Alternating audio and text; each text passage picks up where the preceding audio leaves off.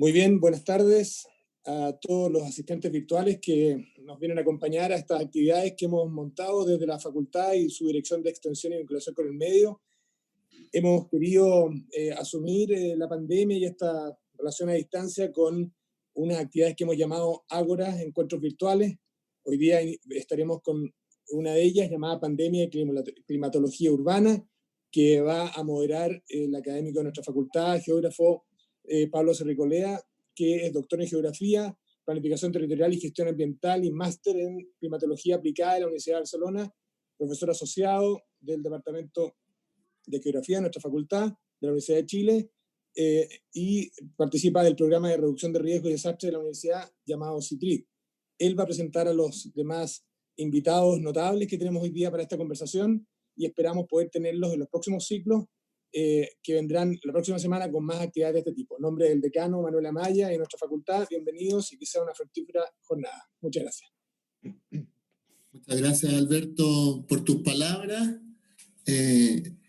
Lo primero que debo decir es estar muy contento de poder compartir con Pamela Smith, con Hugo Romero esta jornada, porque entiendo que somos los especialistas en la materia de la climatología urbana y estamos tratando de entender de mejor forma los procesos urbanos, climáticos, ambientales y su relación con la pandemia, que no es la primera ni la última, y de esa forma poder aportar y llevar este conocimiento a la mayor cantidad de personas posible.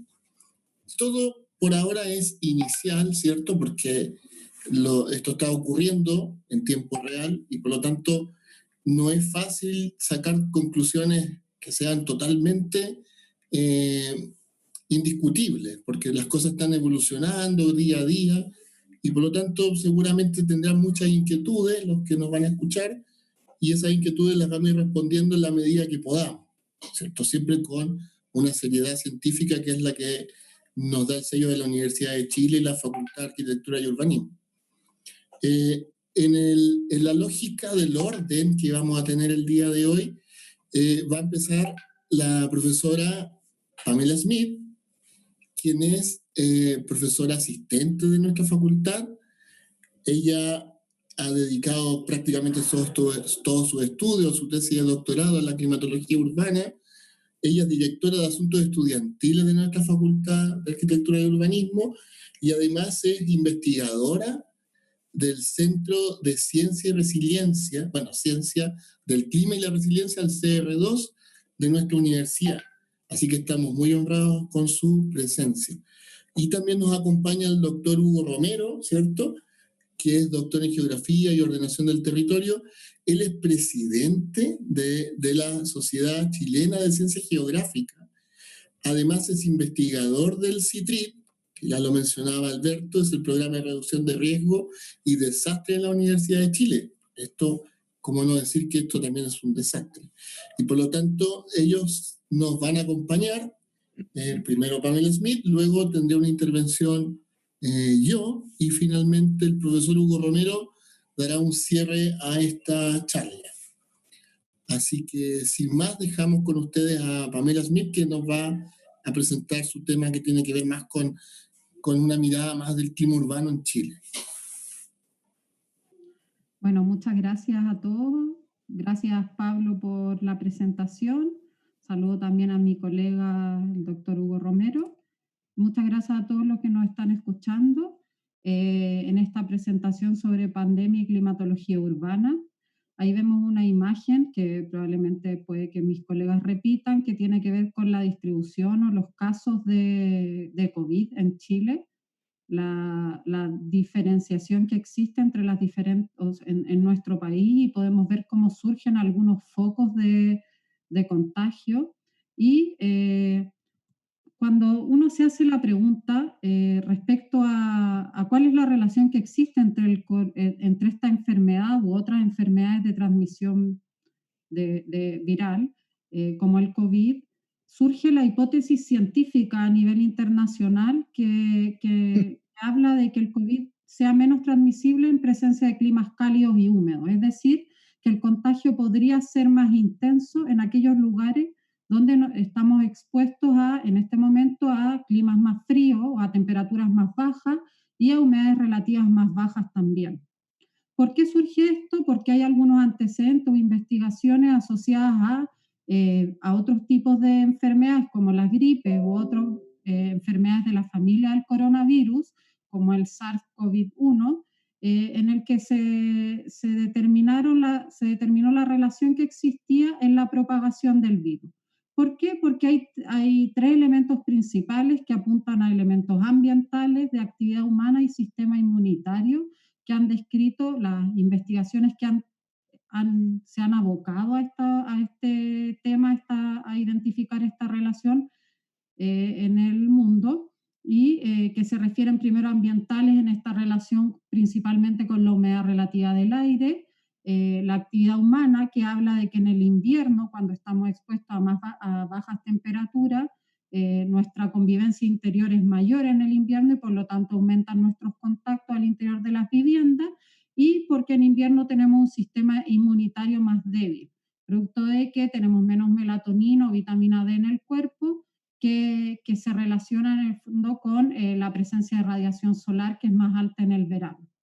Algunas investigaciones han intentado o han iniciado estudios, a llevar a cabo estudios, probando estas relaciones, encontrando que hay ciertos rangos de temperatura en los que se ha observado una mayor intensidad de contagio. Rangos de temperatura entre 9 y 11 grados en algunos casos, o bien en una investigación en que encontraron que la mayor intensidad estaba entre los 3 y 17 grados. Sin embargo, esto no es general, porque en la situación actual la enfermedad se ha ido expandiendo en algunos lugares que también tienen en este momento más altas temperaturas. Sin ir más lejos, en Chile comenzó en la época de verano, ahora en otoño, donde nuestras temperaturas en algunos lados, en algunos lugares del país pueden ser más altas o pueden estar fuera de este rango. Eso también podría ser porque la enfermedad recién comienza, no hay inmunidad, entonces la propagación es más alta. Algunos investigadores hablan de que la estacionalidad de los virus se puede observar con el tiempo, no en el brote de la epidemia. Entonces hay todavía muchas puertas abiertas. En una de las investigaciones muestran esta imagen de la izquierda en la diapositiva, que es el resultado de un reanálisis. Esto es del año 2019, pero es la situación de la temperatura del aire a 2 metros en el mundo. Y los investigadores señalan o identifican áreas en este verde intenso que podrían ser más vulnerables o que estar más propensas producto de este rango de temperatura que han identificado. Esto podría coincidir con nuestra ciudad de Punta Arenas o incluso alcanzar la ciudad de Coyhaique. ¿Cuál es la temperatura que nosotros hemos observado durante los meses de marzo, abril, mayo? Las temperaturas promedio en nuestro país es lo que observamos en esta imagen de Chile, ¿cierto? Donde vemos que los rangos van de temperaturas promedio que se extienden a temperaturas negativas, sobre todo ubicadas en el altiplano, hasta temperaturas que alcanzan los 26, 27 grados Celsius. Efectivamente, las ciudades del sur concentran o presentan temperaturas más bajas, lo que podría llevarnos a explicar la mayor cantidad de contagio en Punta Arenas. Sin embargo, frente a los contagios de Punta Arenas tenemos una situación de Coyhaique, que tiene muy pocos contagios y que también se enfrenta a bajas temperaturas. Entonces, vemos que todavía está muy abierta la relación. Una de las investigaciones que encontramos también de la relación clima y COVID en México, porque la mayoría de las investigaciones han sido en el hemisferio norte, en Europa, en Estados Unidos, también encontré una investigación realizada en México. Sin embargo, ellos señalan algo que es cierto también a la realidad chilena, y que es el acceso a la información climática. Ellos no cuentan, o lo que señalan los autores es que no poseen la cantidad de información de temperatura y humedad del aire para poder establecer estas relaciones en su territorio. Entonces, si bien es cierto, parten señalando la hipótesis inicial, no es posible encontrar ninguna relación significativa. Y es lo que ocurre en nuestro país también, sobre todo si pensamos en caracterizar la climatología de nuestras ciudades, que son las que concentran la mayor cantidad de habitantes. La mayoría de nuestras estaciones, esta imagen, por ejemplo, acá, es construida a partir de datos de aproximadamente 180 estaciones meteorológicas. Sin embargo, la mayoría de ellas se encuentra fuera de las ciudades. Entonces, nuestras ciudades se encuentran aún más subrepresentadas respecto a los datos de temperatura y humedad, por ejemplo. En esta tabla de acá mostramos algunos avances e investigaciones referidas a la climatología urbana. Nosotros, para poder entender la climatología urbana, tenemos que, o sea, la climatología urbana que se caracteriza por la construcción de un clima determinado por los factores, por la urbanización y todo lo que la urbanización implica, el cambio de materiales, el cambio en las tasas de impermeabilización, la cantidad de vegetación, por ejemplo, y que se describe como un esquema en el que la temperatura de la ciudad se presenta más elevada que el entorno rural, en términos generales, y sobre todo con mayor intensidad durante la noche. En esta tabla mostramos resultados preliminares de una investigación que estamos conduciendo, de un fondo de iniciación, en el que se han calculado la intensidad de la isla de calor urbana de superficie, es decir, medidas de imágenes satelitales. Y podemos observar la gran variabilidad que existe entre las distintas ciudades de nuestro país. Si nosotros observamos además esta variabilidad que se expresa también en la temperatura del aire al interior de una ciudad, podemos ir identificando que al interior de la ciudad además nos vemos afectados o nos enfrentamos a una heterogeneidad de condiciones climáticas asociadas a diferencias de temperatura, de humedad, explicadas por factores de la ciudad, y podemos ver que no todos estamos igualmente preparados además para enfrentar esas temperaturas. En general, la mayoría de los estudios de climatología urbana se conducen pensando en el verano, en el calor, el problema que implica el calor en la ciudad. Sin embargo, pandemias como la del COVID o este tipo de situaciones nos llevan también a pensar en la temperatura en el invierno, en las temperaturas extremas de invierno, las temperaturas mínimas. Esta imagen lo que muestra es el porcentaje de viviendas en Chile construidas, de acuerdo al dato de permisos de edificación provisto por el MIMBU, construidas antes del 2000. ¿Qué pasa el 2000? El 2000 es la primera norma térmica que establece la aislación o requisitos de aislación térmica en las cubiertas, en los techos, que es donde se presentaría el mayor intercambio de temperatura con el exterior. Después del 2000, en 2007 se consolida esta norma y se agregan las otras, los muros, los pisos, se agregan otros elementos para poder ir completando la norma térmica, que además establece determinados datos de aislación térmica en las diferentes zonas climáticas, en 7 zonas climáticas que identifica para Chile. Ya con este dato nosotros podemos ir observando, si bien es cierto esto es un dato comunal, si nosotros abriéramos este dato al interior de las ciudades, por ejemplo, podríamos observar que hay zonas de la ciudad donde hay mejores o peores condiciones, o donde la población está mayor o menor preparada para enfrentarse al frío o al calor en el verano o al frío en el invierno. Y sabemos que no solo tiene que ver con la existencia de esta norma, hay un montón de elementos que determinan las condiciones del barrio en el que vivo, la vivienda en la que vivo, que me prepara más o menos o me abriga más o menos de las condiciones exteriores. Eso significa, por ejemplo, que en el verano tengamos que, sobre todo en el centro, sur y sur del país, buscar formas, soluciones para poder calefaccionar nuestras viviendas. Sabemos que en el centro sur hay ciudades súper afectadas, por ejemplo, por lo que implica la calefacción por leña al interior de la vivienda, con todo lo que eso afecta a la calidad del aire fuera de la vivienda, pero también todo lo que afecta a nuestra exposición continua a la contaminación indoor, al interior de la vivienda producida por la leña. Sobre todo en estos periodos de confinamiento donde nos hacemos 24/7 nuestra vida en la vivienda, tenemos que ir buscando soluciones. Y en ciudades donde el frío ya ha llegado con mayor intensidad, eso se va observando. Si nosotros nos metemos al interior de la ciudad, además, podemos ir viendo que la calidad climática que gozamos los distintos habitantes de una ciudad es distinta. Esto es un ejemplo para la ciudad de Chillán.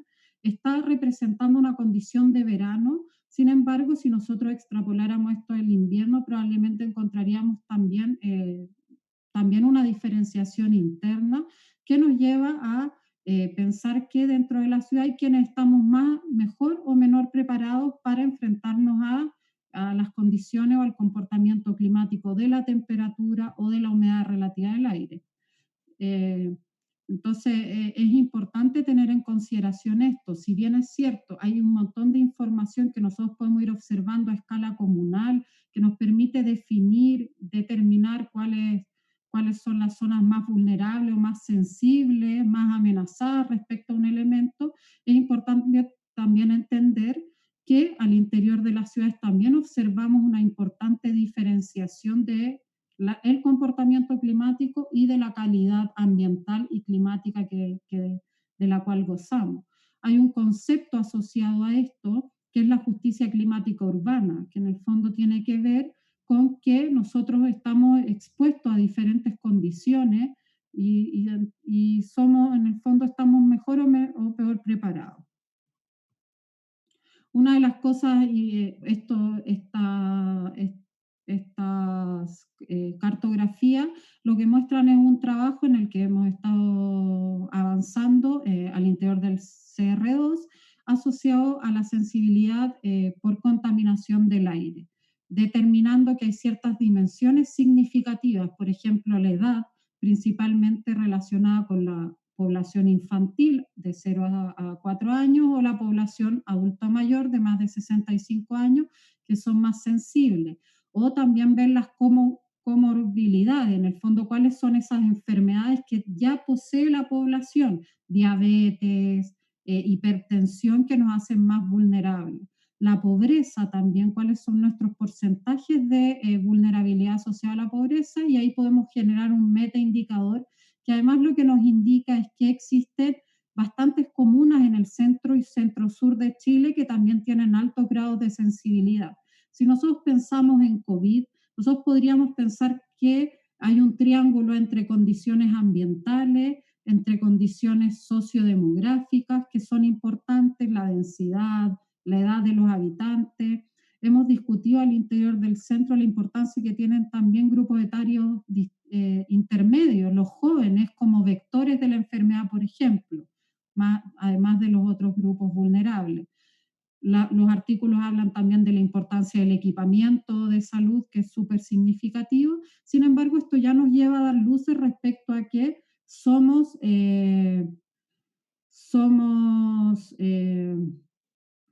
ya tenemos ciertas sensibilidades a situaciones o conflictos ambientales asociados al clima previos a la pandemia, y que situaciones como esta nos llevan a intensificar nuestra condición de base. Y es importante reconocerlo entonces. Y por último, en los últimos años existe cada vez una presencia mayor, una importancia mayor a nivel institucional, social, asociado a lo que es el clima y sobre todo al concepto de cambio climático, ¿cierto? A la crisis climática y ecológica que estamos experimentando en los últimos años. Y si nosotros observamos la institucionalidad en Chile, nosotros suscribimos a los acuerdos internacionales, tenemos una política nacional una política nacional de cambio climático, tenemos ciertos instrumentos también sectoriales asociados a la ciudad, al sector agrícola, etcétera. Y dentro de ese instrumento en particular sectorial de ciudades, la importancia que tienen los gobiernos locales es súper significativa para hacer intervenciones a nivel territorial, a nivel local, asociados a enfrentar el cambio climático en la ciudad. Y dentro de eso, entonces, nosotros nos encontramos con que en Chile existe la Red Chilena de Municipios ante el Cambio Climático. Si nosotros observamos, de los 300 y tantos municipios que tiene Chile, 59 municipios hacen parte de esta red, los que aparecen en rojo en la cartografía. Vemos que, una vez más, la mayor concentración está en la zona centro-sur, donde se ubican la mayor cantidad de municipios suscritos a la red chilena de municipios ante el cambio climático. Esa red además implica ciertos compromisos, ¿cierto? El definir áreas de trabajo, este es un ejemplo, toda la información a la que uno puede acceder a través de los municipios que están suscritos a la red, de algunos municipios, podemos ir viendo en el fondo que ellos se comprometen con áreas de trabajo y van declarando si la municipalidad cuenta con ordenanzas y reglamentos dentro de lo que se encuentra ordenanza o reglamento asociado a la contaminación del aire, o si la municipalidad cuenta con planes o estrategias sobre un listado de elementos entre los que se encuentra el cambio climático. También definen su territorio en función de los eventos climáticos extremos, olas de calor, sequía, etcétera, que enfrenta el municipio como desafío también de esta caracterización climática, y cuáles son las acciones climáticas desarrolladas. En la mayoría de los municipios que declaran acciones climáticas desarrolladas, nosotros observamos que declaran acciones asociadas principalmente al manejo de residuos, a desarrollar estrategias de energéticas en la comuna, de eficiencia energética, principalmente representado por luminaria LED, por ejemplo, o elementos que tienen que ver con el arbolado urbano, forestación o catastro de árboles en la comuna.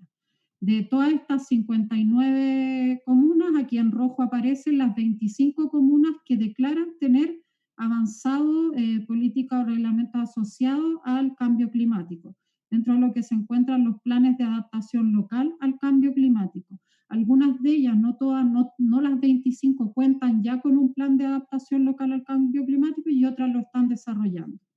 Dentro de las comunas yo podría mencionar, por ejemplo, a la comuna de Independencia, que declara como un elemento importante de estos planes el incorporar el clima en todos sus instrumentos de ordenamiento territorial. Entonces, esta es la realidad respecto a la institucionalidad a la que nos enfrentamos y las estrategias o los mecanismos que existen a nivel de gobierno local también para ir pudiendo incorporar el clima en sus instrumentos de planificación. Esta es la situación en Santiago, donde en rojo aparecen las comunas que sí cuentan con estrategia de cambio climático, algunas de ellas con plan local y otras que lo están construyendo, que tienen caracterizado su territorio y lo están construyendo, como Renca, por ejemplo. Eso sería. Muchas gracias. Gracias, Pamela. Súper interesante tu presentación. Yo he hecho algunas anotaciones.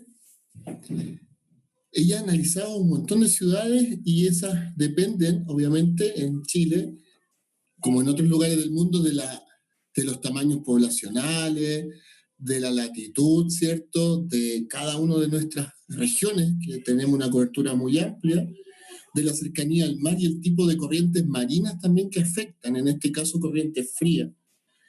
También ha mostrado avances sobre las ciudades y lo que está viendo específicamente en Chillán, con el tema de la justicia climática urbana, y también nos habló sobre la vulnerabilidad de ciertos grupos a la contaminación. Así que muy interesante, yo creo que van a haber pronto preguntas sobre esto. Yo ahora les voy a presentar sobre el caso de Santiago y voy a ocupar algunas láminas, ¿cierto?, en relación a eso. Y sobre todo porque, claro, se ha discutido bastante en cómo se puede propagar el virus y hay algunas cifras que pueden ser alarmantes y a la vez interesantes. Quiero decir también que hay algunas preguntas que guían esta presentación. Ya vimos un poco qué es el clima urbano, qué es este clima construido y lo que se sabe en Chile. Yo les voy a hablar de lo que ocurre en la ciudad de Santiago y el profesor Hugo Romero se va a referir luego a esa relación entre pandemia y clima, lo que se sabe hasta ahora, y en muchos casos en base a otros coronavirus, incluso otras enfermedades respiratorias. Y finalmente, ¿qué diferencias se ven al interior de la ciudad, que serán los casos que verán en más detalle? Para nosotros, como geógrafos de la Universidad de Chile, entendemos la climatología urbana como el resultado de un clima construido socialmente, ¿cierto? Y que tiene patrones reconocidos en muchas ciudades del mundo, pero que tiene matices regionales y geográficos muy contrastados. Eso es muy importante decirlo. Y en el caso de la ciudad de Santiago, la zona que tiene mayor temperatura nocturna es justamente el sector más densamente construido y el sector industrial del norte de la ciudad. Estos patrones en el día cambian absolutamente, porque el ritmo diario de las temperaturas varía, ¿cierto? Desde las mañanas, mucho más fresco en las áreas construidas, más densamente construidas, y que en la noche esas mismas estructuras generan calor y van configurando este fenómeno de isla de calor nocturna, que más o menos muestra una diferencia entre 5 grados respecto a Pirque o incluso Lampa. Es decir, el centro de Santiago puede ser 5 veces más caliente que las áreas aledañas rurales. Se dan procesos de justicia socioambiental y que se refieren a esos costos y beneficios ambientales que deben ser distribuidos equitativamente, pensando en la justicia socioambiental. Y esto se debe hacer mediante políticas públicas que regulen y equilibren estas evidentes desigualdades que vemos al interior de nuestras ciudades. Entre otros, estamos viendo que la respuesta a la pandemia y esta nueva, digamos, crisis social se está dando justamente porque hay personas que no tienen abastecimiento de enseres mínimos, digamos. Además, el hacinamiento, el acceso a espacios públicos, la contaminación atmosférica son, digamos, indicadores de esta gran desigualdad que vemos en nuestras ciudades. Muy segregadas. Santiago es un ejemplo de segregación muy marcada entre el cono oriente y el resto de la ciudad, con algunos matices en algunos ejes que son inmobiliarios, ¿cierto? Desde el punto de vista de las edificaciones en altura, como Gran Avenida, y otros ejes que son importantes, como Vicuña Maquena, también, por cierto. Pero la ciudad es altamente segregada, y esa segregación también provocó que en ciertos lugares el virus apareciera, ¿cierto? En aquellos sectores donde las personas tienen mayor acceso a viajes internacionales, pero que luego se propagó porque ahí es donde va a trabajar la gran cantidad de personas, obreros, gente de personal de aseo, etc. Entonces, el virus se propaga, ¿cierto? De esa manera. Desde la climatología urbana, se ha reconocido en las últimas, digamos, la última década, que existen áreas homogéneas o zonas climáticas locales que dependen de la forma en que hacemos ciudad. Estas mismas áreas, de mayormente construidas, estas áreas de baja altura y más dispersas, han sido reconocidas en investigaciones anteriores por tanto Hugo Romero, Pamela Smith y un colega de la Universidad Católica que lideró esta investigación, también del Departamento de Geografía, del Instituto de Geografía de la Universidad Católica, Cristian Enrique. Ellos elaboraron esta cartografía. Y si uno empieza a mirar estas zonas climáticas locales, ¿cierto?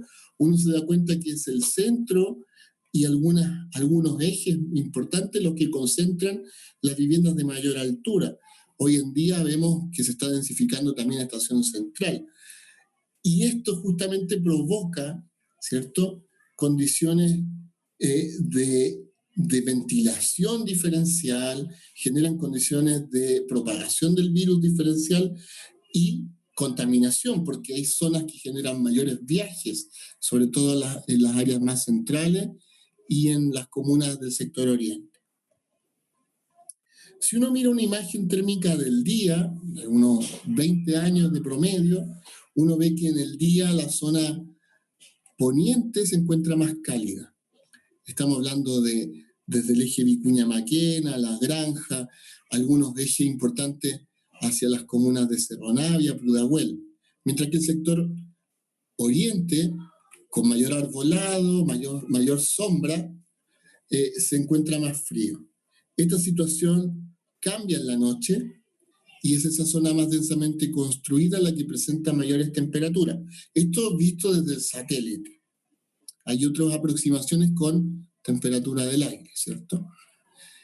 Si uno lo compara eso respecto a los niveles sociales de la ciudad, uno ve que la gente de ingresos medios y bajos están sometidos a más altas temperaturas durante el día que los sectores de los grupos socioeconómicos más altos. En Chile lo llamamos ABC1, los grupos más acomodados, y gradualmente decaen hasta los grupos más pobres, que sería el grupo E. En la noche, en cambio, los sectores más pobres son aquellos que tienen menores temperaturas, y entiendo que hay asociaciones entre el frío y el COVID, que seguramente Hugo va a tratar. Entonces estamos viendo que seguramente la gente de niveles más bajos está sometida a condiciones térmicas peores, y sobre todo en la noche, con mala aislación térmica, etc. Mientras que los sectores más acomodados tienen condiciones más cálidas durante la noche, que en verano pueden afectar, pero en el invierno son bastante positivas desde el punto de vista térmico. Y si uno compara esas temperaturas del día y de la noche con las zonas climáticas locales, uno ve que, claro, que las zonas frías son aquellas que son menos densamente construidas, o incluso espacios naturales, que aquellas zonas densamente edificadas. Y en la noche la relación es un poco más dispar en términos de temperatura y esas condiciones térmicas. Llama la atención que las zonas de espacio abierto y con arbolado generan unas trampas de calor, producto de que los mismos árboles no permiten que escape el calor que se ha acumulado durante el día. Hemos visto algunos estudios que nos indican cosas que son bastante interesantes. Acá estamos viendo la tasa de activos en la ciudad de Santiago al 15 de mayo, y lo que vemos acá es que, según algunos datos que se manejan, el virus podría persistir en el aire aproximadamente 3 horas. Si sacamos algunos cálculos básicos a partir de monitoreo del estado de la atmósfera, más o menos en una ciudad construida el aire puede fluir a más o menos 1 metro por segundo, lo que implica que ese aire puede recorrer aproximadamente en 3 horas unos 10 kilómetros de distancia. Eso implica que la contaminación generada, por ejemplo, en algún sector, podría recorrer la distancia que existe entre Estación Central y Vitacura en 3 horas. O sea, eso es relevante. A eso sumemos partículas en suspensión, donde este virus se puede alojar, ¿cierto? Y por lo tanto, permitir ese recorrido con mayor facilidad. Si uno mira la calidad del aire actual, uno podría decir que esta calidad es buena, porque claro, hay menos circulación de vehículos, estamos en cuarentena total, pero aquí estamos viendo ciertas cifras que Hugo va a explicar mejor luego. Por ejemplo, en PM2,5, 34 microgramos por metro cúbico de aire. ¿Eso es buena calidad del aire? ¿O según algunas mediciones internacionales, ese aire está suficientemente cargado de partículas que podrían generar la mortalidad de personas? Lo mismo pasa en PM10 con 80 microgramos por metro cúbico, y eso también puede generar problemas, y no hablar de otros contaminantes. Entonces, tenemos algunas reflexiones que me gustaría compartir y que tienen que ver justamente con que la ciudad de Santiago, como otras ciudades de nuestro país, no son sustentables desde el punto de vista ambiental, ni social, ni económico, que nuestras ciudades concentran muchos contaminantes, sobre todo en las interiores. Ya sabemos que ciudades como Coyhaique, Temuco, Santiago, son ciudades que están altamente contaminadas, y eso podría ayudar a propagar el virus. Algunos podrían decir que a lo mejor ahora han bajado los contaminantes, pero eso no quiere decir que no hayan contaminantes en el aire que puedan ayudar a propagar el virus. Y por último, aprender de las lecciones anteriores del higienismo del siglo XIX, cuando se empezó a pensar las ciudades de otra manera, por ejemplo, en Barcelona, con calles anchas para ayudar a la aireación, con edificios de no tanta altura, ¿cierto? Y generando intersticio al interior de la ciudad con áreas verdes, ¿cierto? En el caso de Santiago, impensado pensar en césped, pero sí podemos pensar en especies nativas y en otro arbolado que ayude justamente a reducir mucho de los contaminantes de material particulado, y seguramente en otros casos hay que hacer estudios específicos para ver cuántos de ellos producen material orgánico volátil que podría ser precursor de otros contaminantes. Así que básicamente esa es mi presentación, y ahora dejo espacio a Hugo, que dará una síntesis y después tendremos una ronda de preguntas. Así que muchas gracias. Bueno, muchas gracias, Pablo. Bueno, primero decir que es muy grato compartir con ustedes y ojalá compartir con muchas personas interesadas en el tema de la climatología urbana, que debiéramos decir que venimos trabajando en el Departamento de Geografía por los últimos 20 años, ¿no?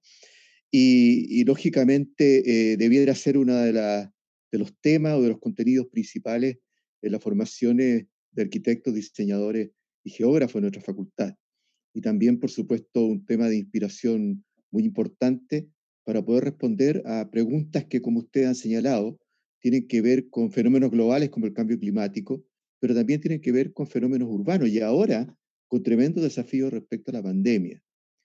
Y desde luego reconocer que nosotros, en los estudios de climatología urbana, no nos habíamos puesto en el horizonte de una exigencia social respecto a la salud de las ciudades, ¿no? A la condición o la incorporación de esta dimensión de la saludabilidad de la ciudad, ¿no? Respecto a la vida cotidiana y a los riesgos que corremos quienes vivimos su interior. Entonces, como tenemos tanta insuficiencia de respuesta en estos momentos, tenemos que basarnos muchísimo en el conocimiento que existe o que se ha conseguido estos últimos meses, porque también hay que decir eso, ¿no? En los países del hemisferio norte especialmente. Esta es una tabla presentada para la situación de brote, por un lado, y de contagio y de efecto del virus en diferentes regiones de Italia. En rojo, las regiones más afectadas, ¿no? En morado, las regiones intermedias, y en la parte baja, correspondiente al sur de Italia, las regiones menos afectadas. Entonces, una de las preguntas que, por supuesto, se formulan los colegas italianos y también, en general, los científicos del hemisferio norte, es a qué se deben estas diferencias regionales y espaciales tan marcadas. ¿A qué se debe la geografía de la pandemia? Y por eso el interés nuestro, también en el Departamento de Geografía, por tratar de aclarar estas cuestiones, ¿no? Las informaciones que hoy día tenemos respecto a poder contribuir a explicar estos procesos, ¿no? Pasan, entre otras cosas, por exactamente los estudios que se han realizado durante el último tiempo, por ejemplo, comparando temperatura con, ¿no?, el número de casos por día. Ahí aparecen una serie de países, y claro, todos ellos conducen a la idea que efectivamente, mientras las temperaturas disminuyen, aumentan las tasas de contagio, ¿no? Eso también sucede con la humedad relativa, ¿no? Exactamente, el descenso de la humedad también favorecería los contagios, de acuerdo a los estudios practicados hasta ahora en países principalmente del hemisferio norte. Por supuesto que es muy interesante de poder ir testeando, ir investigando si estas mismas condiciones que se aprecian allí las podemos detectar en nuestros propios territorios, en el bien entendido, como ustedes ya han indicado, un país de climas tan variados como Chile, ¿no? Y de condiciones tan oceánicas como Chile, y de condiciones tan montañosas como Chile, va a tener condiciones muy específicas que evidentemente habrá que ir examinando con mucha atención. Temperatura y humedad en 50 ciudades con y sin COVID-19. En punto rojo, las ciudades efectivamente con las mayores concentraciones de la enfermedad, ¿no? y ustedes pueden observar que hay un rango de temperatura anual entre 0 y 10 grados que aparentemente es muy importante, de la misma manera que en este caso hay un grado de humedad específica, de contenido de humedad en la atmósfera, no humedad relativa. No hay muchos que ya están desechando la humedad relativa como parámetro por la autocorrelación que tiene con la temperatura. Entonces, cuando se habla de temperatura absoluta o contenido de humedad en la atmósfera, se ve también de que son en general valores muy bajos. Entonces, estas condiciones de efectivamente temperaturas bajas por un lado y humedad baja por otro lado, son condiciones que efectivamente han llevado a los científicos del hemisferio norte a realizar predicciones respecto al comportamiento. Sin embargo, en todas estas predicciones, ellos han sido sumamente cautos en decir que el clima por sí mismo no explica en ningún caso más allá del 50% de los brotes, de la difusión y de los contagios, ¿no? O sea que efectivamente, como también lo señaló Pamela, hay otros factores, socioeconómicos principalmente, sociodemográficos, que son igualmente significativos.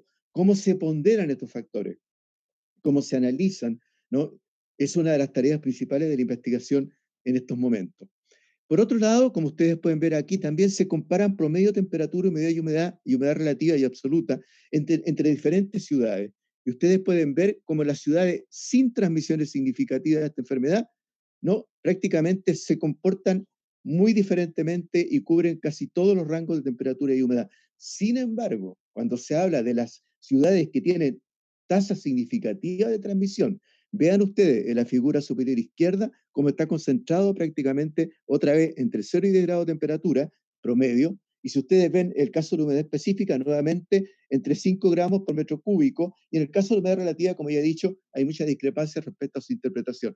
Si ven las rectas de regresión que aparecen en la parte inferior, ven claramente esta tendencia inversa entre el crecimiento y la disminución de temperatura y de humedad, ¿no? Entonces, evidentemente, todas las informaciones que estamos teniendo respecto a lo que se recopiló en el hemisferio norte conduce a pensar que estas dos variables son muy claras. También se ha ratificado, ustedes ven acá, el número efectivo reproductivo, o sea, las tasas de crecimiento, ¿no? De qué manera son afectados por la temperatura y la humedad, usando en este caso 100 ciudades chinas en el periodo 21-2 de enero del 2020. Hay que advertir que casi todas las investigaciones que se han realizado en el hemisferio norte se realizaron antes de la dictación de las medidas de cuarentena, ¿no? Porque justamente se quería comprobar la situación previa y posterior. Y eso también es algo que tendríamos que diferenciar en el caso nuestro.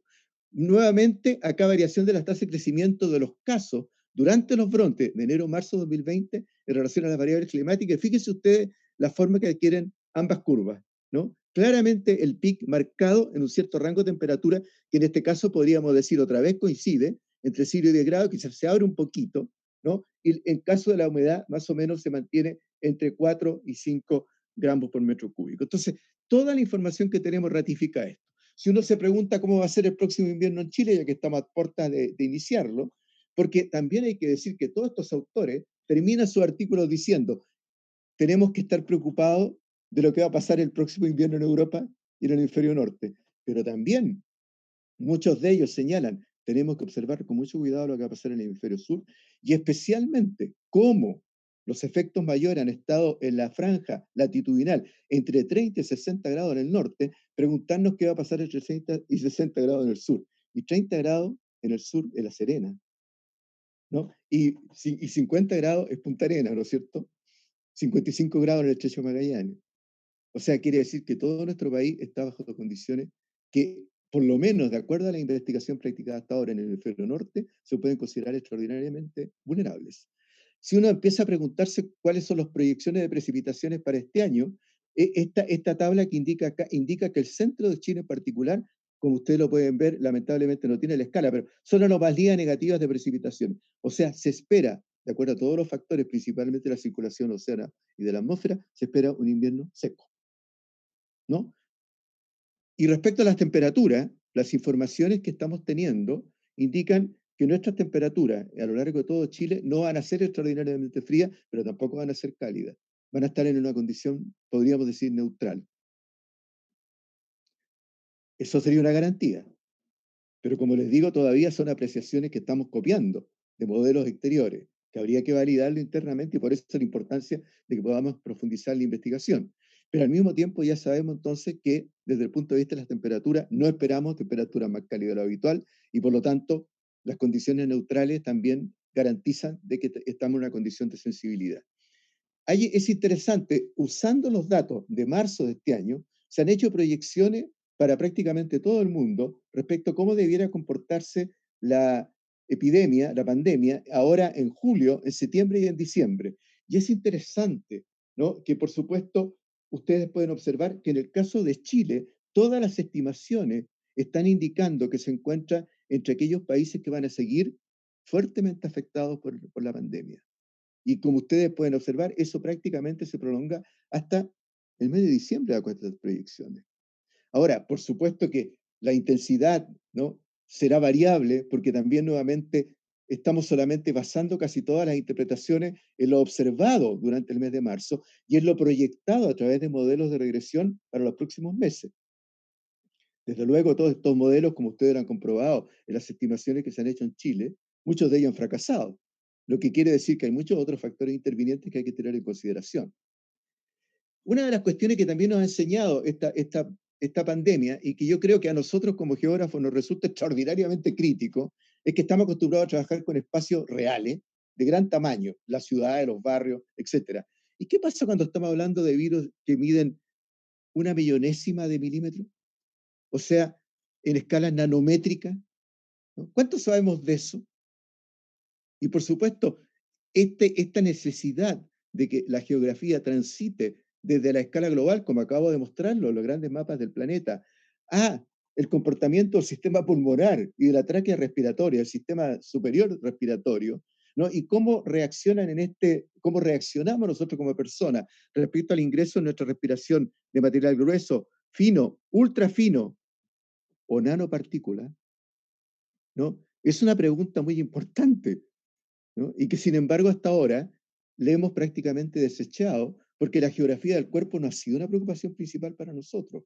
Entonces, nuevamente, aquí se nos plantea otra gran pregunta, que fíjense ustedes que también es muy interesante, porque ocurre que las distancias con las cuales podemos actuar, ¿no?, y ya Pablo se refirió un poco a esto, ¿no?, es distinto estar en una distancia física de 1 a 2 metros, donde efectivamente nos pueden caer, como ustedes pueden ver, las gotas que exhala una persona, ¿no?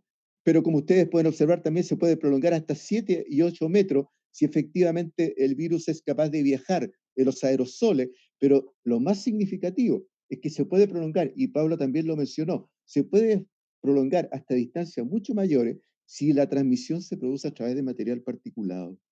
Entonces aquí entra un factor muy importante interviniente. No solamente estamos hablando de la temperatura y la humedad, sino que estamos hablando muy especialmente del rol de transmisor que juega el material particulado, o por decirlo de otra manera, la contaminación atmosférica. Y principalmente el material más fino, 2,5 y 10. Entonces, tenemos este tránsito multiescalar que caracteriza la investigación de la Facultad de Arquitectura, desde las cosas planetarias a las evidencias que tenemos en el hemisferio norte, las preguntas del hemisferio sur y esta geografía del cuerpo que yo creo que tenemos que explorar en todo su conjunto para poder interpretar si esta pandemia realmente es un cambio de paradigma en nuestra propia aproximación. El tema del calor ha sido tocado y el tema del frío. Esta era la imagen de calor hace 10 años atrás en Santiago. Esta es la imagen de calor del año pasado en Santiago. Entonces, contrariamente a lo que uno puede pensar, que el país está comprometido en incorporar el clima en la urbanización, en la planificación urbana, en la organización del territorio, eso no es verdad. Son puras declaraciones retóricas, ¿no? El país y las ciudades muestran tasas de calentamiento muy importantes. Esta es la tasa de calentamiento general para los 2 últimos 10 años en Santiago. Prácticamente, salvo pequeños puntos de calor, perdón, de reducción de calor en el resto de la ciudad, lo que aumenta es una considerable acumulación de energía en todas sus instalaciones. Y respecto a la contaminación atmosférica, que es el otro tema que nos preocupa, esta es la distribución de la contaminación 2,5 en un periodo de máxima contaminación del año antepasado, perdón.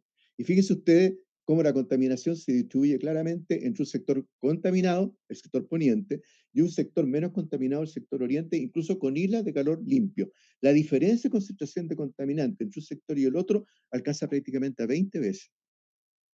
Y también, Pamela ya habló, hay una justicia ambiental de por medio. También Pablo se refiere a la justicia climática o a la segregación socioambiental. Bueno, casi todas las cuestiones que estamos hablando, el clima, la contaminación, ¿no?, y por lo tanto las condiciones y las propensiones para difundir esta enfermedad son también variables dentro de la ciudad. Esta es la diferenciación espacial en un día de máxima contaminación del material particulado ultrafino que, como ya hemos dicho, se podría prestar a esta transmisión, ¿no?, entre diferentes distancias. Y lógicamente, también Pablo mencionó, bueno, ahora tenemos por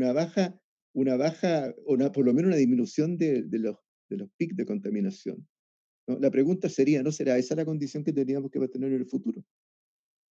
¿No? Entonces, lógicamente, esta pandemia también nos está enseñando muchas cosas que tenemos que plantearnos. Y entre las cosas que tenemos que plantearnos es si este tipo de construcción urbana, yendo al interior de la ciudad, ¿no?, efectivamente es una contribución significativa a la sustentabilidad urbana, por un lado, o sea, la relación con el medio ambiente, pero también respecto a las condiciones de salud, ¿no? Y como ustedes pueden observar, si comparamos esta situación de los guetos verticales de Estación Central con esta situación climática o ambiental de Vitacura, tendrán que haber grandes diferencias. Y por supuesto la pregunta que teníamos que hacer, ¿no?, es si efectivamente esto se debe al cambio climático o se debe a algún hecho de gran escala, o por el contrario, como Pablo también lo mencionó, no se debe a una construcción social del clima. Y si es así, nuestra obligación ante las evidencias que estamos teniendo de la manera que el clima, la contaminación y la salud está interactuando, teníamos que plantearnos si efectivamente hay una distribución justa y equitativa al interior de la ciudad, y si no la hay. Y si no la hay, querría decir que este puede ser un punto de inflexión muy importante para cambiar el paradigma del desarrollo, del diseño de la planificación urbana, porque efectivamente las condiciones se estarían tornando insalubres. Esto es una comparación entre los guetos verticales de Estación Central en la parte alta, en el lado izquierdo y en la parte baja la comuna de Vitacura, lo que acabamos de ver en las imágenes, en la fotografía. Fíjense ustedes, en el centro de la vegetación existente en estos barrios, prácticamente no existe una estación central altamente concentrada en Vitacura. Y en el lado derecho, un factor que nunca consideramos, que es el sky view factor, la visión del cielo, que por un lado nos da la formación de cañones urbanos. Cañones urbanos son prácticamente corredores de calor, pero también de contaminación, ¿no? Esto mismo llevado al cambio de temperatura entre el año 2000 y 2019, entre Vitacura a la izquierda y Estación Central en la derecha, ¿no? Ustedes pueden ver cómo Estación Central en la parte inferior y Vitacura en la parte alta, ¿no? Cómo se va estructurando el calor. Fíjense los valores de temperatura en Estación Central, observen los corredores de calor, principalmente debido a las calles y a la concentración de los vehículos en la producción de ese calor, a la ausencia de vegetación que lo mitigue. Fíjense en el lado derecho, ¿no?, las condiciones en Vitacura completamente distintas.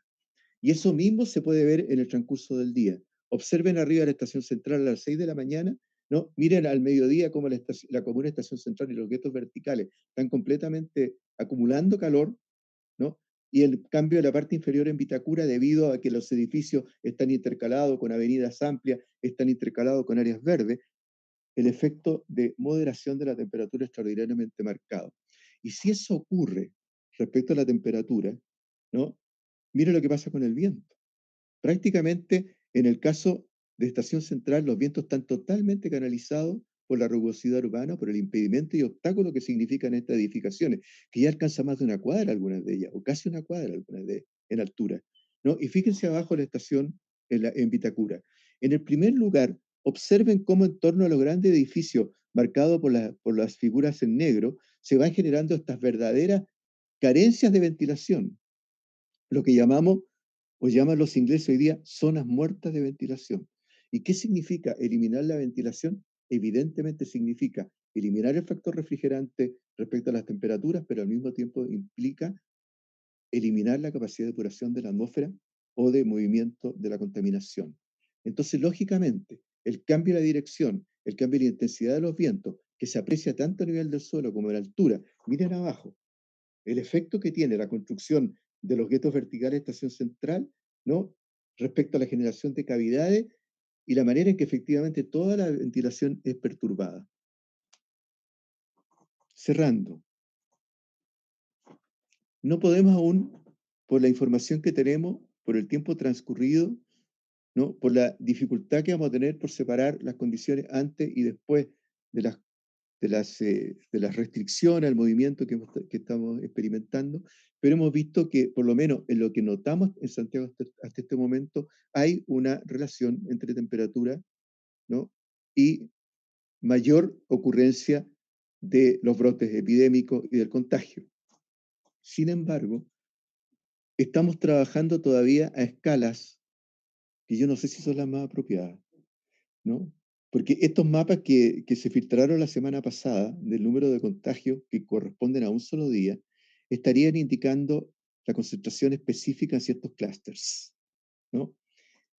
Querría decir que la manera en que la climatología urbana de la ciudad en su conjunto, de los barrios en particular, como hemos indicado comparando Vitacura con Estación Central, pero además al interior de los barrios, habría condiciones en las cuales seguramente se produce esa combinación entre las condiciones ambientales, ¿no?, máximos de concentración de contaminantes, máximos de temperatura o mínimos de temperatura según sea el caso, ¿no?, condiciones de humedad, y también principalmente la consideración en este análisis de las condiciones ambientales y socioeconómicas que deben ser también muy fundamentales.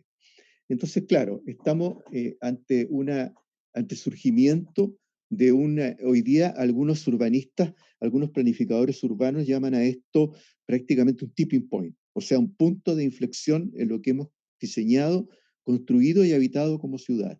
Y probablemente un gran desafío y una gran necesidad de cambio, principalmente para distribuir mejor las inequidades urbanas y por lo tanto también para conseguir una ciudad más sustentable, más saludable y principalmente, como también mencionó Pamela, más justa desde el punto de vista ambiental y de la distribución de la salud para todos. Eso, gracias.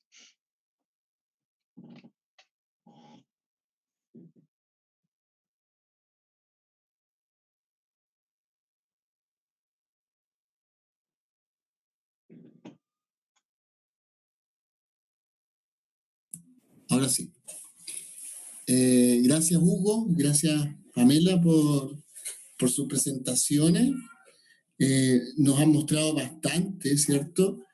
Y creo que una conclusión general que tenemos es que las ciudades deben, que se debe hacer un mayor esfuerzo desde las políticas públicas, por cierto, justamente para disminuir el cambio climático que ya mencionaba Pamela, en términos de una menor afectación a personas que tienen condiciones ambientales que no son deseadas y que a su vez también nos preparemos para condiciones de pandemia que podrían ser todavía más frecuentes en el futuro, ¿cierto? Algo escuchábamos que Hugo hablaba sobre que esto se desarrolla en condiciones más frías, ¿cierto? Por debajo de la banda de los 10 grados o incluso de los 15 grados Celsius, o sea, lo que viene ahora en invierno y parte de este otoño ha sido un poco más cálido, pero el problema es que hay otras pandemias y otras enfermedades, como por ejemplo virus Zika y otras más, que podrían afectar en condiciones más cálidas. Entonces, no solamente que nos debemos preparar para esta pandemia, sino que para otras que se puedan generar en condiciones incluso más cálidas. No sé si Pamela quiere agregar algo más y luego Hugo a esta conversación. Lo que hemos dicho. En realidad, cerrar recogiendo las últimas palabras de Hugo, que tienen que ver con el desafío que existe respecto de la planificación urbana, la planificación y el diseño urbano de las ciudades, que en primer lugar no ha considerado el clima, que lo ha considerado como elemento de contexto y no como un factor determinante a la hora de tomar las decisiones de cómo construimos el territorio, y eso a la vez, o esa desregulación y no consideración del clima y de otros elementos también, ha llevado a generar ciudades tremendamente segregadas, que desde la climatología se reconocen como un mosaico de microclimas al interior de la ciudad, que son justamente el resultado de esa falta de toma de decisiones a veces o de quienes están tomando las decisiones. Yo creo que es importante que se considere el clima y se considere como un elemento además que pueda llevar o que pueda avanzar hacia la equidad en la ciudad, que nos nos permita a todos estar en condiciones similares para enfrentar situaciones como las que, o los desafíos que nos presentan pandemias como esta, o el desafío que nos presenta el cambio climático en la ciudad. Entonces creo que, si bien es cierto existen instrumentos a nivel institucional, delegan mucha responsabilidad en los gobiernos locales sin realizar necesariamente los adecuados acompañamientos que eso requiere, o la transferencia de recursos humanos, de recursos económicos, y por lo tanto queda mucho a la deriva de la disposición y los recursos con los que cuentan los diferentes territorios o municipios. Que es importante. Sí, toda la razón. Llegó una pregunta, o sea, más que pregunta, una conclusión, y que tiene que ver justamente con lo que hemos dicho. O sea, debe haber una mirada sistémica de cómo se planifica la ciudad, cómo la geografía, las condiciones climáticas y medioambientales deben ser repensadas para que haya una ciudad más inclusiva y más sustentable. Eso es algo que siempre hemos estado diciendo desde el punto de vista de nuestra disciplina, ¿cierto?, en la Facultad de Arquitectura y Urbanismo, y Hugo incluso también hoy día nos dice sobre la ciudad, sobre la salud de la ciudad, o la ciudad saludable. No sé si quieres referirte más a eso, Hugo. Bueno, mira, lo más importante es que me parece que no hemos sido capaces hasta ahora, desde luego, de construir una ciudad saludable. Una ciudad saludable no es aquella que tiene más hospitales, sino es aquella donde la gente no se enferma. Entonces, lógicamente que, por supuesto, estando en medio de la pandemia y teniendo que otorgarle prioridad a todas las medidas de urgencia, eso no nos puede hacer olvidar que tenemos que estar siempre pensando en el futuro, ¿no? Efectivamente, lo que debemos hacer o los cambios que debemos experimentar en mediano y largo plazo. Y también, como se ha dicho acá, el tema no es solamente un tema médico, es un tema de sustentabilidad urbana. Es un tema que abarca, por lo tanto, los niveles de pobreza, ¿no? Y, por supuesto, los diseños, la forma, las construcciones, el diseño de las calles, por ejemplo, pasa a ser algo muy relevante. Y hoy día, entonces, tenía ocasión de consultar dos artículos, uno escrito por un grupo de urbanistas que se plantean de qué manera esta pandemia va a afectar o debiera obligar a un cambio de paradigma del urbanismo, principalmente pensado en los espacios públicos, ¿no? Y es muy interesante, porque se plantea efectivamente de qué manera el hecho de habernos obligado al aislamiento, del hecho de tener que mantener esta distancia física entre nosotros, no nos va a obligar a reformular todas las relaciones espaciales. Por ejemplo, se plantea, ¿es que acaso no será que en el futuro vamos a tener que tener, por ejemplo, espacio para los sistemas de transporte individuales? ¿No habrá que reformular los barrios y tornar los autos sustentables? ¿No habrá que evitar las grandes concentraciones de población en los sistemas de transporte público?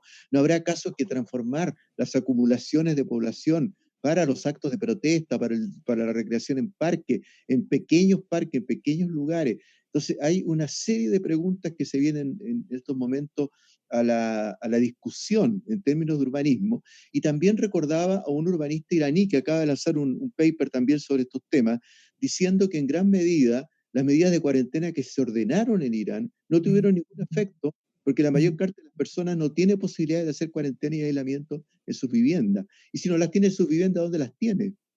Entonces, este artículo urbanista se plantea que probablemente la creación de otros espacios en los cuales efectivamente se pueda combinar el aislamiento con algunas áreas de recreación, o algunas áreas que, manteniendo la distancia social, permitan, ¿no?, una nueva suerte de convivencia, ¿no?, es algo que otra vez nos está planteando enormes desafíos.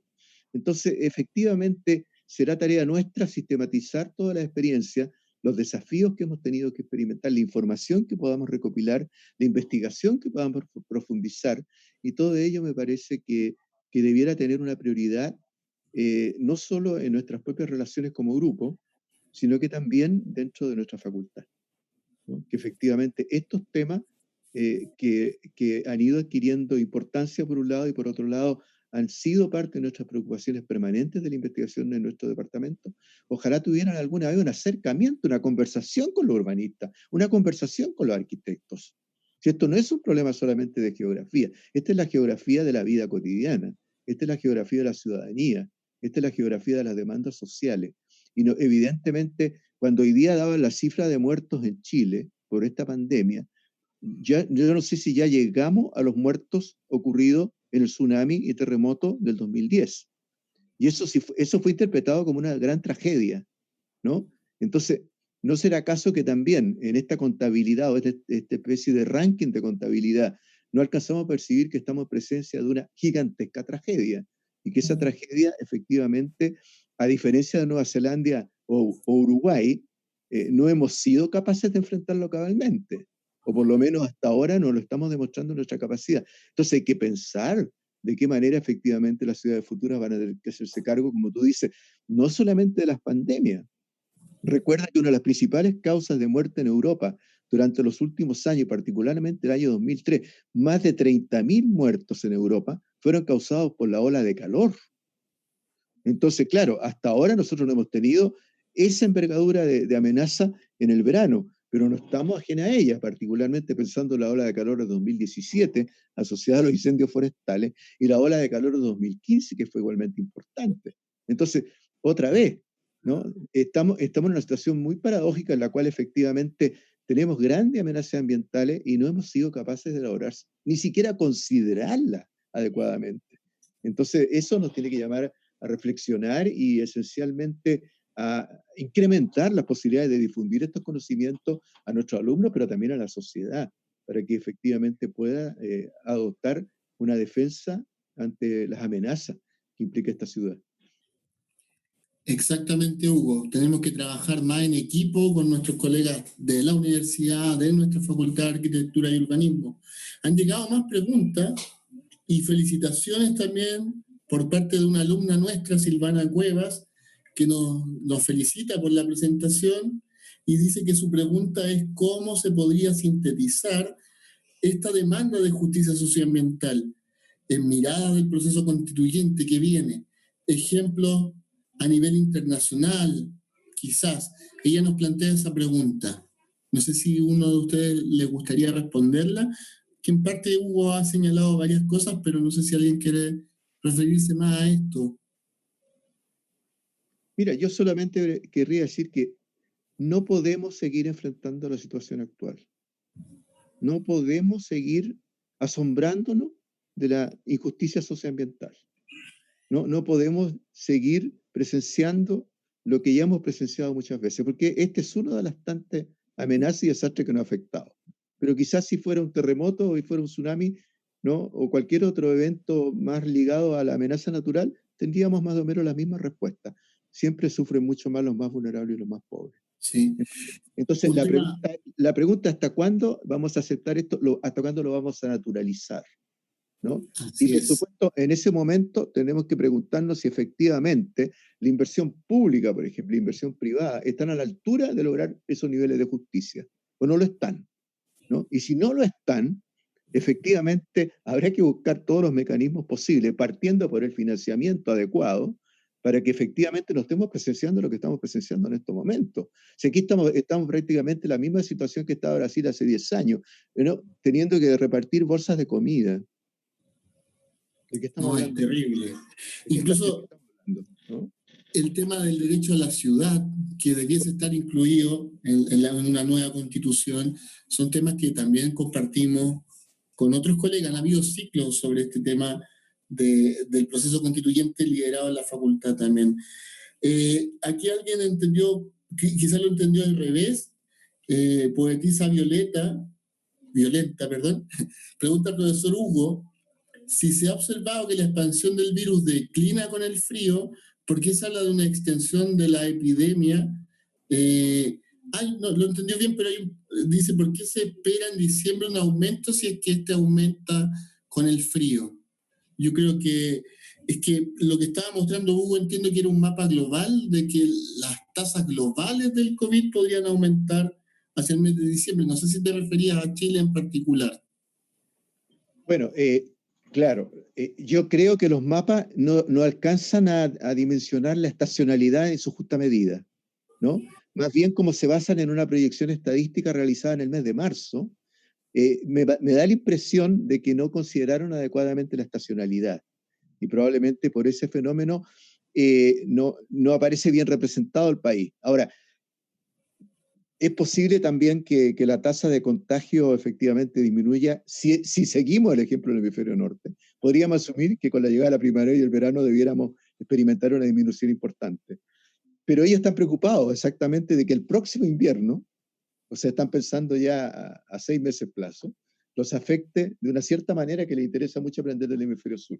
Pero seguramente la explicación a esa situación tiene que ver con que el modelo de regresión no discriminó adecuadamente la estacionalidad.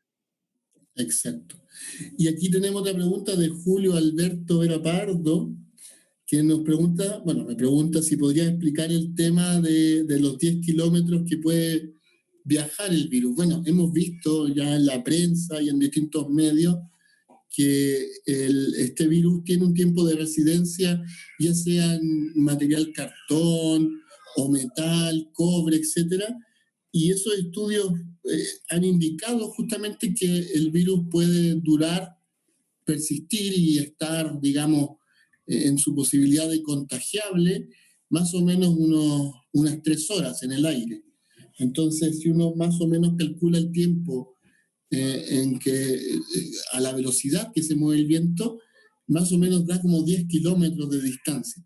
Efectivamente, claro, ese virus tiene que seguir esa condición de flotabilidad, ¿cierto? Que lo puede conseguir con el mismo calor, por cierto, que ayuda a que esas partículas se mantengan en suspensión.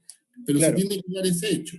Claro, pero en todo caso, esa lámina en particular, que está realizada por un equipo de italiano y que ha seguido mucho la relación entre la difusión del virus con la contaminación, ese es el tema, ¿no? Entonces, claro, lógicamente, cuando ellos hablan de esta extensión de la distancia y cuando crean prácticamente estos umbrales que van mucho más allá de la distancia de exhalación que tenemos al respirar o al toser, ¿no? Efectivamente, ellos están pensando en que el virus va asociado al material particulado y por lo tanto viaja o es transmitido con el material particulado, ¿no? A través de un proceso de absorción. Entonces, lógicamente, en ese caso, lo que nos debiera preocupar es efectivamente cuál es el alcance del contaminante que lleva el virus, ¿no? Y ahora ahí aparece también lo que tú mencionas, porque efectivamente las comparaciones que se han hecho entre atmósferas estables o inestables, ¿no? Por supuesto, atmósfera inestable con gran capacidad de turbulencia y de limpieza del aire se asocian a días de verano, ¿no? Con calor acumulado en el suelo y con cielo despejado y con insolación alta.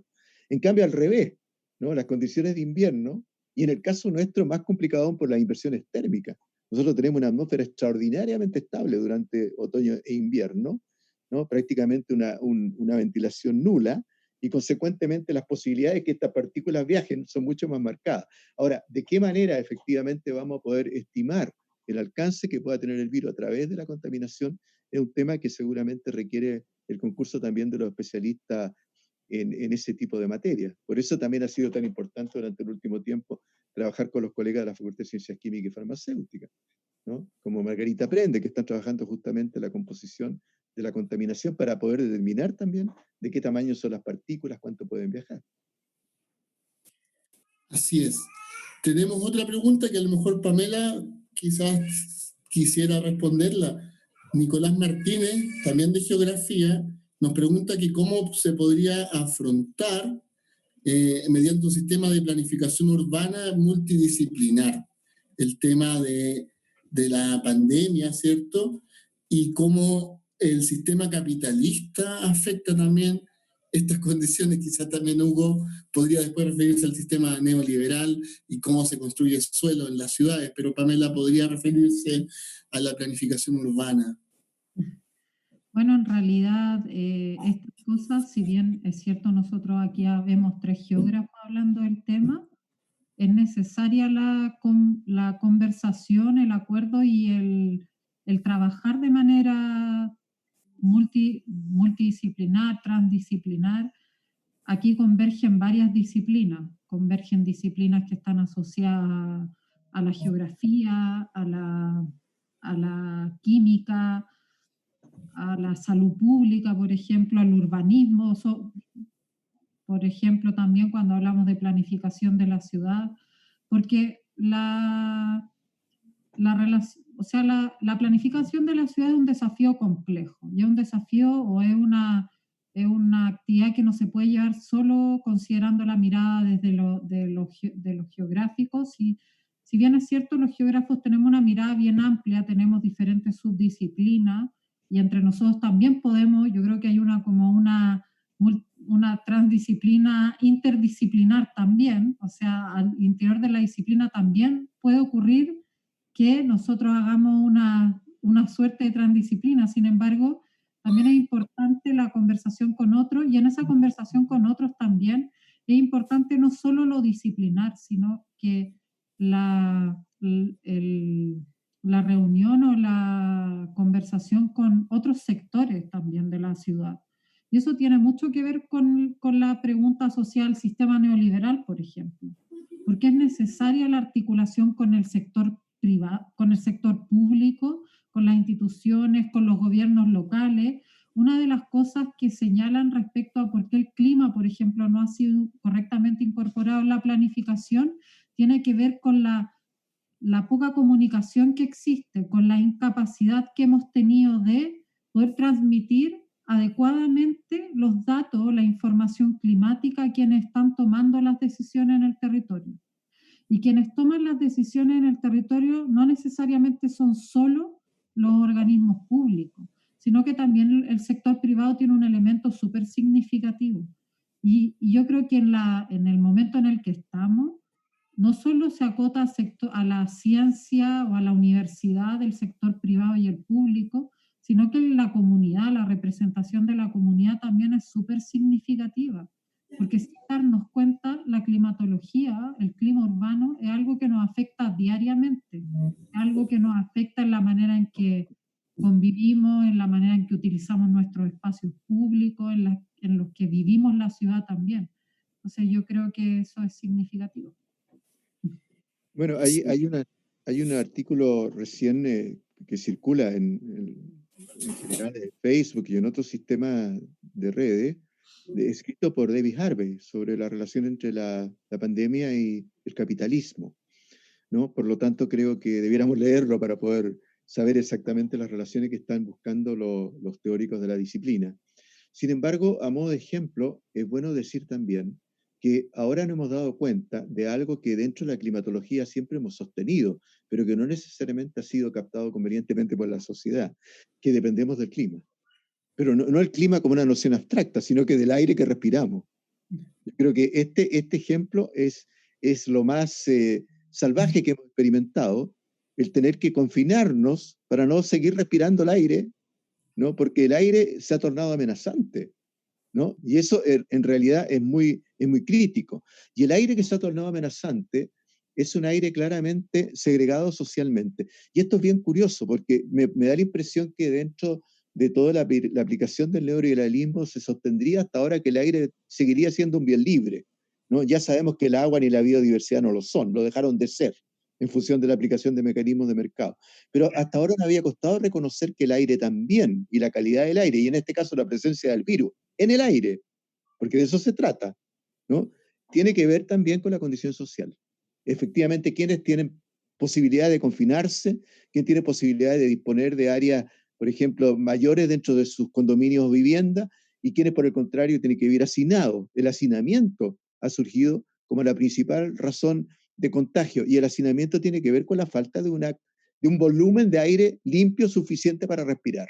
Por eso es que cuando hablaba yo de la necesidad de esta multiescalaridad y de reconocimiento de la geografía del cuerpo, creo que ahí tenemos una tremenda responsabilidad. Pero otra cosa que también resulta vital es que el virus nos ha enseñado, o nos debiera enseñar, que la ciudad debe ser recomunalizada y que hay ciertos bienes que son comunes, entre ellos la salud ambiental y entre ellos una calidad de aire y de clima que sea adecuada para todos.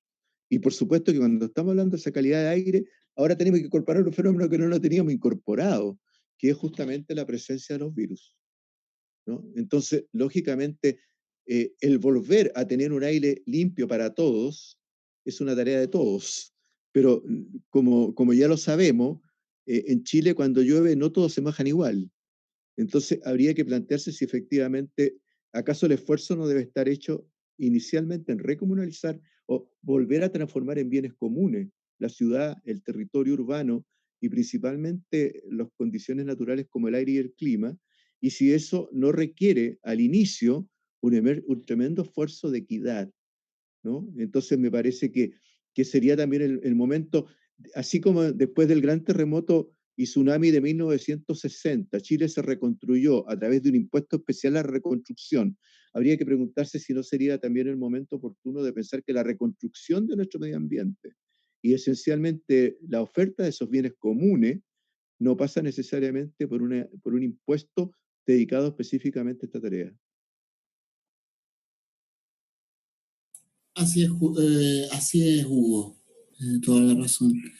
Hay muchas cosas que podemos decir de esta charla, ya llevamos 1 hora 20, y han salido temas interesantes como salud ambiental, calidad del aire, criterios urbanos, multidisciplina, transdisciplina, y yo creo que ha sido interesante compartir nuestra experiencia y estamos contentos de que la facultad esté organizando este ciclo de conferencias con expositores desde la misma facultad, con invitados internacionales. Esto va a seguir en las próximas semanas y también nos han dicho que nos van a invitar más para que más académicos del Departamento de Geografía participen en estas charlas, aprovechando toda esta tecnología que nos permite desde nuestras casas comunicarnos al mundo. Así que estamos muy contentos. No sé si quieren despedirse, digamos. Yo les agradezco a ambos el haber mostrado su conocimiento, su experiencia en esta jornada. Así que gracias a ambos. Sí, solamente quería agregar una cosa, Pablo, porque claro, tú nos presentaste a nosotros dos con la Pamela, fuiste muy gentil, dijiste de alguna manera nuestros créditos, digamos, para estar presente en esta discusión, pero claro, no correspondió que te autopresentaras, ¿no? Y yo desearía entonces agradecer a Pablo, y creo también representar a Pamela, porque Pablo también es un destacado en tecnología, que pertenece a redes nacionales e internacionales, que ha realizado un gran trabajo y durante las últimas semanas nos ha estado ilustrando con los mapas de distribución del virus, ¿no? Que han sido muy importantes para todos nosotros y que seguramente nos ha inspirado a muchos, nos ha estimulado a muchos a seguir investigando este tema. Él hizo su doctorado en la Universidad de Barcelona. Barcelona nos tiene hoy día otra vez mucho que enseñar en este artículo que yo mencioné reciente de urbanización o de los cambios que debe experimentar el urbanismo. Se usa mucho el ejemplo de Barcelona y por lo tanto el haberse educado allá es un factor muy importante. Pero también decir algo que no puedo evitar mencionarlo, para mí en lo personal es extraordinariamente un motivo de orgullo tener la oportunidad de compartir con ustedes dos, con Pamela y con Pablo, porque ambos han sido mis alumnos, ambos han sido tesistas en un cierto momento, y esto quizá es la mejor manifestación de que hemos sido capaces en el Departamento de Geografía de generar una continuidad histórica, una suerte de proposición transgeneracional, ¿no? Y eso creo que a los más antiguos nos hace sentir particularmente no solo orgullosos de nuestros colegas más jóvenes, sino que principalmente seguros de que la disciplina va a seguir progresando en manos de personas que han realizado todo tipo de esfuerzo para estudiar, para capacitarse, para prepararse, para efectivamente poder responder mejor que sus maestros, porque evidentemente no fuimos capaces de convencer a la sociedad chilena de la necesidad de hacer estos cambios en su geografía. Pero ustedes efectivamente tienen esa posibilidad, y más que ustedes, los alumnos de ustedes, o sea, nuestros nietos, ¿no? Viene siendo realmente muy importante a la hora de cambiar la situación de la geografía, no la geografía como disciplina, sino que la geografía como ambiente de vida en Chile. Así es, Hugo, muchas gracias por tus palabras. Yo creo que Pamela también te lo va a agradecer ahora. Sí, gracias a ambos, gracias a Pablo por organizarnos para exponer y al profesor por formarnos. Detrás de todo esto hay formación detrás y también hay estudiantes que trabajan con nosotros y que a veces son los que colaboran en todo lo que mostramos en nuestras presentaciones, así que gracias a todo el equipo que está detrás y gracias a Extensión también, a todo el equipo de Extensión que han sido súper amables. Por supuesto, pero no dejar de mencionar, o sea, cuando Hugo nos forma, ¿cierto? ha formado muchos investigadores del Departamento de Geografía, y esa transmisión de la pasión que él tiene a la disciplina, a su investigación, motiva. Y nosotros también con Pamela hemos intentado motivar a nuestros estudiantes para que ellos prosigan siendo muy rigurosos, muy éticos en lo que nos apasiona, que es la geografía, ya sea desde el clima urbano, desde la geografía de los riesgos, desde la planificación ambiental. Son cosas que nos apasionan, construir un mejor país, una mejor sociedad, y eso en parte se lo debemos a su pasión. Así que también un reconocimiento a Hugo por esa pasión que sigue transmitiendo tanto en pregrado, posgrado y doctorado. Así que muchas gracias. Y bueno, ya estamos finalizando esta jornada. Le damos gracias también a Extensión, como me señaló Pamela, al director de Extensión, también a Fernando Dowling, que organizó este ciclo de conferencias que va a persistir, así que hay que estar atentos. Y muchas gracias a todos los que han escuchado esto, y no todas las preguntas pueden ser respondidas, obviamente. Algunas quedaron seguramente en Facebook, pero la idea es que esto lo puedan seguir viendo, y si tenemos tiempo iremos respondiendo por redes sociales también. Así que muchas gracias. Adiós.